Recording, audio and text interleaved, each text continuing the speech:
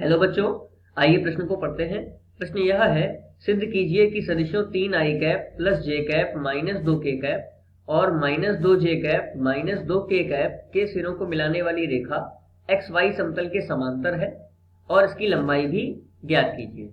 आइए सर्वप्रथम प्रश्न की मुख्य अवधारणा को जान लेते हैं। मुख्य अवधारणा,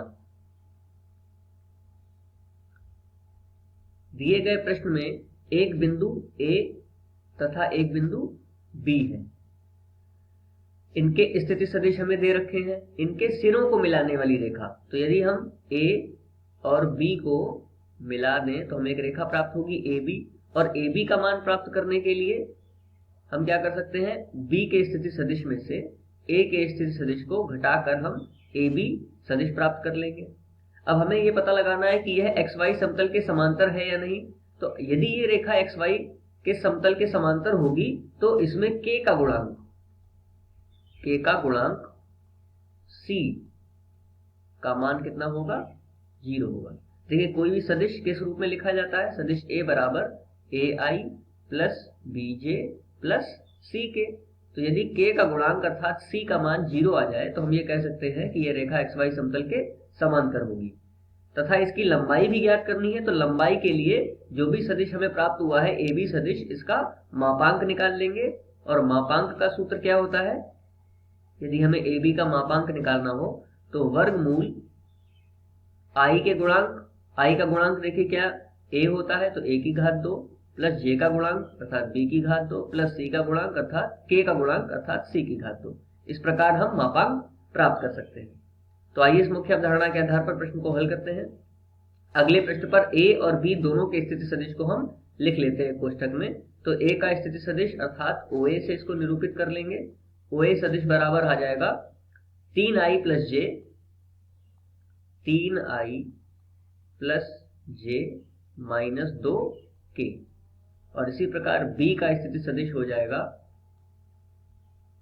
minus 2j minus 2k, minus 2j minus 2k।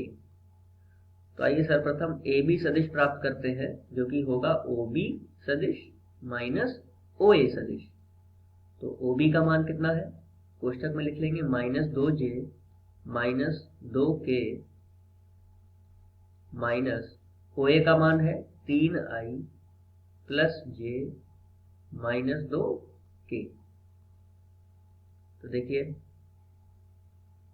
Minus 2j minus 2k minus 3i minus, क्योंकि माइनस का हम कोष्ठक के बाहर लगा हुआ तो सारे चिन्ह परिवर्तित हो जाएंगे, माइनस माइनस प्लस 2k।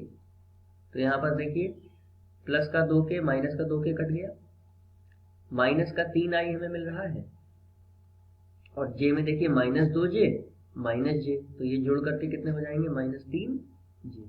तो इस प्रकार हमें AB का मान प्राप्त हुआ।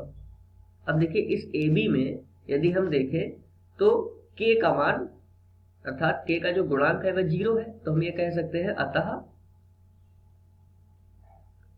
XY समतल, ये जो दिया गया सदिश है वह XY समतल के समांतर है। मुख्य अवधारणा के आधार पर हमने यह सिद्ध कर लिया। इसके अतिरिक्त हमें AB की लंबाई भी ज्ञात करनी है। तो लंबाई के लिए हम लोगों ने क्या देखा था कि मापांक प्राप्त करना होगा। तो AB का यहाँ पर मापांक निकाल लेंगे। AB का मापांक बराबर होगा वर्गमूल में I का गुणांक, I का गुणांक कितना है, -3, तो -3 की घात 2 प्लस J का गुणांक कितना है, -3, तो -3 की घात 2। अर्थात हमें प्राप्त होगा वर्गमूल में -3 की घात 2 अर्थात 9 प्लस 9 बराबर वर्गमूल में 18। या फिर 18 की यदि गुणनखंड करें तो 9 गुणा 2 होगा, 9 दूनी 18 होते हैं, 9 वर्गमूल के बाहर आ जाएगा तो 3 वर्गमूल 2 इकाई, यह इसकी लंबाई हमें प्राप्त होगी। मुख्य अवधारणा के आधार पर यह दिए गए प्रश्न का उपयुक्त उत्तर है। आशा करते हैं आपको समझ में आया होगा। धन्यवाद।